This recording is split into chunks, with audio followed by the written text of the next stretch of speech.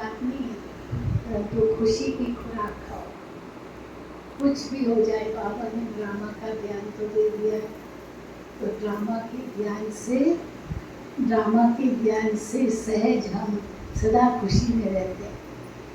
कुछ भी हो जाए लेकिन खुशी न जाए। दुनिया के सब कुछ भी चला जाए पर आत्मा की खुशी न जाए, ये पुरुषार्थ हमें करना है। शरीर भी छूट जाए पर खुशी न जाए, ऐसा हो सकता है? हो सकता है ना? खुशी न जाए तो जो समझते मेरी तो खुशी कभी नहीं जाती है, वहाँ तो बताओ। अच्छा, कभी नहीं जाती है, कुछ भी हो जाए। वाह, हमारे दो सामने नदी माता भी हाथ उठा रही, उठाओ हाथ माता, देखो कभी खुशी नहीं जाती है। कुछ भी हो जाए, बेटा डांट ले, पोता डांट ले, कुछ तंग करे तो आपको काफी खुशी नहीं जाती है? नहीं जाती है, सुनाई देता है ना? अच्छी बात है। जिनकी थोड़ी थोड़ी खुशी जाती है बात उठाओ। तो खुशी भी चली जाती है तो रोना आता होगा, तो रोना तो आता होगा ना फिर तो। खुशी गई माना रोना आया, रोना आता है तो माना खुशी गई। तो इसीलिए खुशी तो कभी जाएगी और दुख के आंसू तो कभी आएंगे। खुशी के आंसू भले आए लेकिन दुख के आंसू नहीं आए, क्योंकि दुख के आंसू आए इसका मतलब है कि ज्ञान पक्का नहीं है। क्योंकि बाबा तो हमारा ज्ञान इतना पक्का कराते हैं जो अचल अडोल रहते हैं। हिलना अगर हिले इसका मतलब ज्ञान अभी तक पूरा पक्का नहीं है, क्योंकि ज्ञान हमको अडोल बनाता है, अचल अडोल अखंड निर्विघ्न ये सब बनाता। लेकिन ये कब बन सकेंगे? जब ज्ञान का मनन चिंतन चलता रहेगा ना। बहुत जरूरी है ज्ञान का मनन चिंतन करना, क्योंकि मनन चिंतन करने से ये मन रूपी बर्तन साफ होता है ना। दूध रखने लिए पहले बर्तन साफ चाहिए ना। तो बाबा की याद भी तब रहेगी जब पात्र साफ हो, शुद्ध हो। तो ज्ञान का मनन चिंतन करना जरूरी है। आज बाबा ने मुरली में क्या सुनाया, आज बाबा ने क्या वरदान दिया, आज बाबा ने कौन सी शिक्षा दी, उस पर मनन करना। दादी जानकी सदा ऐसे ही करती थी, क्योंकि दादी कहती थी पहले तो मुरली का मनन चाहिए, फिर चिंतन चाहिए, फिर मंथन चाहिए। मनन चाहिए मना याद करना, बाबा ने क्या कहा, बाबा ने ये कहा, बाबा ने वो कहा, बाबा ने ये कहा, तो क्या क्या कहा वो मनन है। फिर उस पर चिंतन करना, चिंतन करना माना उस पर विचार करना, ये बाबा ने तो कहा है, इसका मतलब क्या है। तो फिर उसका चिंतन करके उसका मतलब समझना, फिर उसके बाद मंथन करना, उसमें से नई नई पॉइंट्स सोच करके वो नई पॉइंट्स की गहराई में जाना, ये मंथन है। तो सारा दिन आपकी बुद्धि सदा फ्रेश रहेगी, कभी भी उलझन में नहीं आएंगे, कभी भी दुखी नहीं होंगे, कभी भी अशांत नहीं होंगे, कभी भी चिंतित नहीं होंगे। क्योंकि सारे दिन में या तो दुख होगा, या तो अशांति होगी, या तो चिंता होगी, या तो कोई उलझन होगी, या तो कोई परेशानी आएगी। लेकिन बाबा के ज्ञान का मनन चिंतन करो तो उसमें क्या होगा, बुद्धि को फुल स्टॉप हो जाएगा। मैं बाबा का, बाबा मेरा, बस और कुछ नहीं सोचता। और बाबा मेरा तो सब कुछ मेरा। बाबा मेरा माना सब कुछ मेरा, तो सब कुछ मेरा माना जो बाबा का वो मेरा। तो बाबा की तो खुशी है, शांति है, प्रेम है, वही मेरा। ठीक है ना। तो सदा ऐसे सोचना है। क्या कोई खिलानी है? चलो अभी आज शाम को हमें जाना भी है, ताकि ट्रेन पकड़नी है, सूरत पहुँचना, राजधानी में जाना, और बहुत सेवा हुई। अच्छा, हाँ ठीक है, ओके, बस पूरी भाई साहब ठीक है, दीपाली दीदी सुनाओ।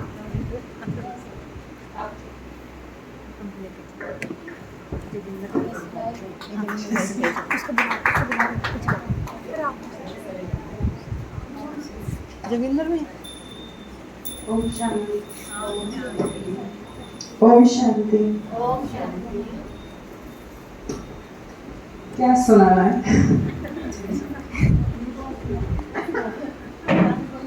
अनुभव सुनाने के लिए बोल। ओके।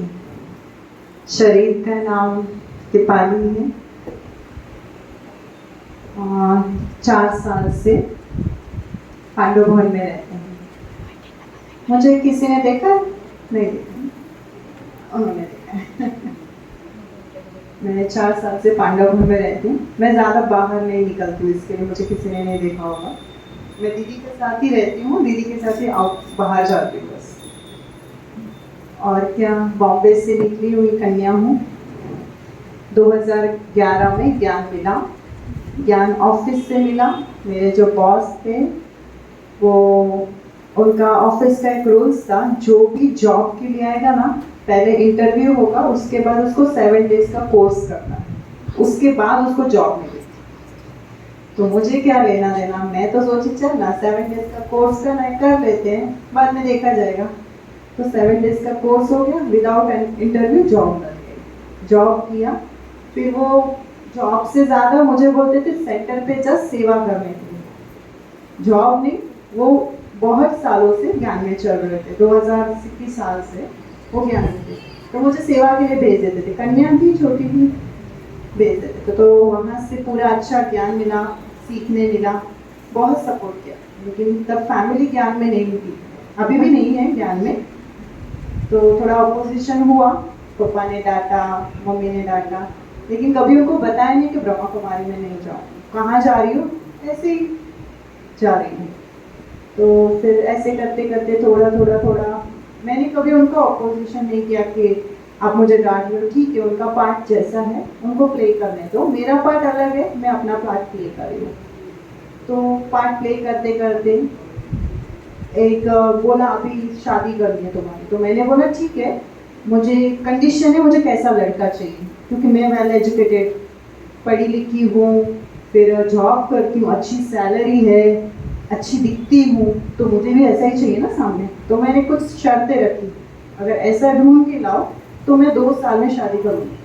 मुझे पता था नहीं मिलेगा, क्योंकि बाबा ने मुझे बता दिया था कि नहीं मिलेगा, वो उनको ट्राई करने दो, तो नहीं मिलेगा लड़का। ट्राई किया, बहुत ट्राई किया, 2 साल मैंने टाइम दिया था, 2 साल तक। 2 साल में मिल गया तो मैं शादी, आप उस सेकेंड डे शादी कर लूँगी, उसके दूसरे दिन ही। तो बोलते हैं ना कि जैसे रामायण में एग्जाम्पल है, वो पैर वाला अंगद ने अपना पैर रखा और बोला अगर पैर हिल गया तो सीधा तुम्हारी। अभी टेंशन किसको? राम को। तो मेरी टेंशन किसको? बाबा को। तो मैंने तो बोल दिया कर लूंगी शादी। अभी उसको अगर अपनी सजनी को किसी और के साथ भेजना है तो भेजेगा, उसका काम है। तो 2 साल में कोई भी नहीं मिला अच्छा। आए रिजेक्टेड, आए रिजेक्टेड।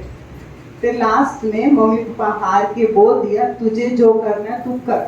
मैंने बोला यही कर, पहले बोल देते तो क्या जाता था, बोल दिया। फिर अपोजिशन नहीं था, लेकिन थोड़ा बहुत ऐसे था कि समाज क्या कहेगा, क्योंकि बहुत बड़े समाज से बिलोंग करती हूँ, तो बोलते समाज में नाम। फिर पापा को भी बहुत समाज से सुनाया गया कि इतनी अच्छी कन्या को तुमने आश्रम में फेंक दिया। फिर पापा सुनते रहे, थोड़ा बहुत हुआ, फिर आराम से, कुछ इतना ज़्यादा नहीं हुआ। मैं जॉब करती रही, घर का अच्छे से चलाती रही, धीरे धीरे, क्योंकि मैं योग बहुत लगाती, बहुत टू मच। मैं कुछ भी हो ना बाबा से झगड़ती, बाबा से बातें करना, बाबा से झगड़ना, हर चीज़ बाबा के साथ शेयरिंग, किसी और के साथ। 2011 में ज्ञान में आई, 2012 से हर जनवरी मंथ में पूरा मंथ मेरा साइलेंस होता था, और पूरा मंथ में जनवरी में पूरा मंथ मैं तो पांडव भवन में रोटी डिपार्टमेंट में सेवा करती थी। किसी से बात नहीं करना। मुझे मेरा नाम 2021 में सबको पता चला कि मेरा नाम क्या है और मैं कहाँ से आई। सोचो 10 साल के बाद मेरा नाम पता चला। मैं किसी से बात नहीं, अपनी सेवा किया। जनवरी मंथ खत्म हुआ, फरवरी 1 तारीख को टिकट, रिटर्न आना, जॉब पे जाना। ये मेरा इतने सालों से चल रहा था। तो दीदी हर साल आते थे, दीदी देखते थे ना कौन कन्या कैसी। फिर मैं हमेशा ओम शांति भवन में, किसी को याद हो तो पहले ओम शांति भवन में नीचे पट में बैठते थे।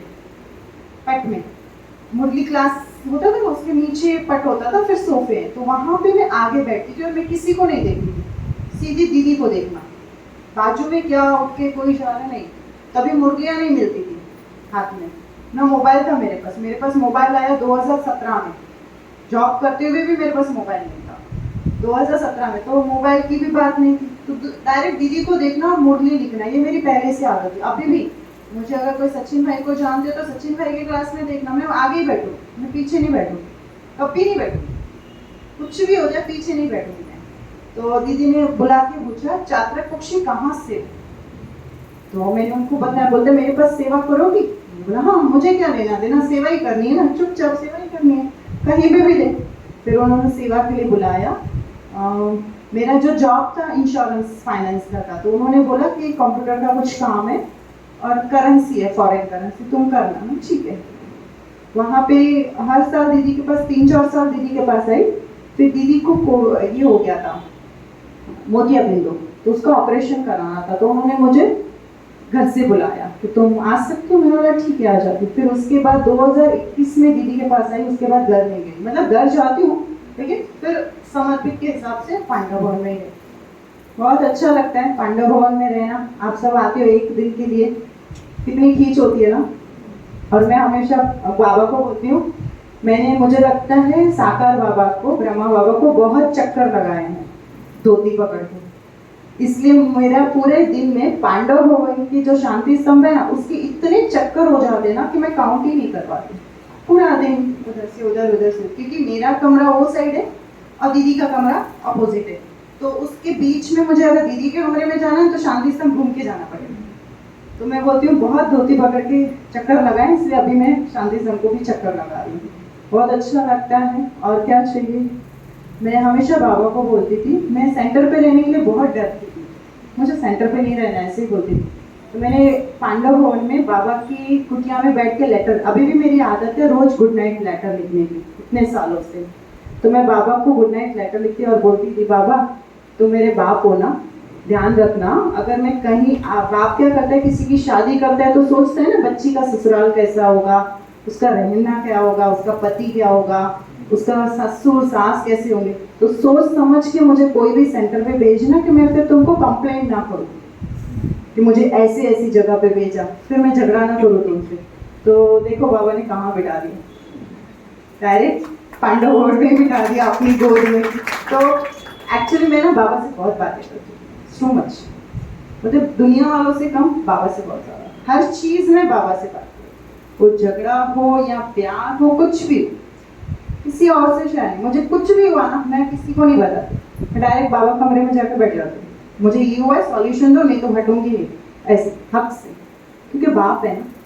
बाप से पहले तो साजन है, तो साजन तो अपनी सजनी का ख्याल करेगा ना, बस वही। तो बहुत अच्छा लगता है। बाद में मुरली क्लास, भाषण करना, ये तो दीदी सिखा देती हैं। दीदी का बहुत प्यार मिलता है। दीदी कभी गुस्सा नहीं करती है, मैं गुस्सा कर लेती हूँ, दीदी नहीं करती है। मैं कभी उनको बोलती आप ऐसा नहीं करो ना, लेकिन दीदी कभी नहीं बोलती कुछ के सामने। कभी कभी होता है ना, कुछ ऐसी चीज़ होती है जो मुझे लगता है दीदी को नहीं करनी चाहिए, दीदी के लिए नुकसानकारक है, तो मैं बोल देती हूँ थोड़ा सा कि दीदी आपके लिए अच्छा नहीं है, आप ये नहीं करो, कुछ खाने का हो या कहीं जाने का हो तो लेकिन दीदी कभी रिएक्ट नहीं करती, बहुत प्यार करती दीदी। लास्ट हम लोग अफ्रीका गए थे, तब मेरे घर आई, तो मेरी मम्मी से पूछा मैं इसको लेके जाऊँ, तो मम्मी बोलती हाँ लेके जाओ। मेरी मम्मी ज्ञान में नहीं है, ऐसे ही जाती है सेंटर पे, लेकिन ज्ञान में रेगुलर मुरली क्लास, धारणा, मतलब खान पान की धारणा नहीं है, बाकी तो पवित्रता की धारणा है, लेकिन खान पान की नहीं है, क्योंकि घर में फैमिली है, भाई है, बहन है, तो वो अभी वो ज्ञान में नहीं है तो मैं उनको फोर्स तो नहीं कर सकती। मैं जाती हूँ घर, मिलती हूँ, सेंटर पे रहती हूँ बस। लेकिन प्यार है, माँ है ना, तो भी जन्म तो उसने दिया है, तो उनसे किनारा तो कर नहीं सकते। अगर वो जन्म नहीं देती तो मैं आती ही नहीं थी ना इस दुनिया में। उसने जन्म तो दिया ना, तो माँ की रिस्पेक्ट मैं बहुत करती हूँ, माँ बाप की। कुछ भी हो, कितना भी अपोजिशन किया, लेकिन जन्म तो उन्होंने ही दिया ना। अगर उन्होंने जन्म नहीं दिया होता तो मैं इस दुनिया में ही नहीं आती थी, ना बाबा की बनती फिर। तो इसके लिए वो बहुत रिस्पेक्ट। ठीक है, आप जो बोलो ठीक है, आपको नहीं जाना सेंटर, नहीं जाओ। गुरुवार को जाते हैं, फोर्स करती हूँ कभी कभी, जाके आओ गुरुवार को। फिर मैं बोलती हूँ मैं टोली भेज रही हूँ, आप सेंटर पे जाके ले लेना। उस बहाने चले जाते हैं। तो मैं मधुबन से बहनों के साथ टोली भेजती हूँ, मैंने बोले टोली भेजनी है, इस बहाने मम्मी आएगी, आधा घंटा बिठा देना बाबा कमरे में। तो जाते हैं, तो फिर हो जाता है। और बॉम्बे की सेंटर की तो बहनें आती ही रहती हैं, बटियाँ चलती हैं, कुछ भी होता है, तो कम से कम 2-3 बार महीने में टोसे का पैकेट भेज दूंगी। वो लेने के लिए उनको सेंटर को जाना पड़ेगा ना, तो जाते हैं, तो उस बहाने चले जाते हैं। बाकी बहुत अच्छा लगता है, पांडव भवन में सेवाएं हैं, और क्या चाहिए, बस खुशी। वो मेरे पास बहुत सारी है, वो कम नहीं होती है।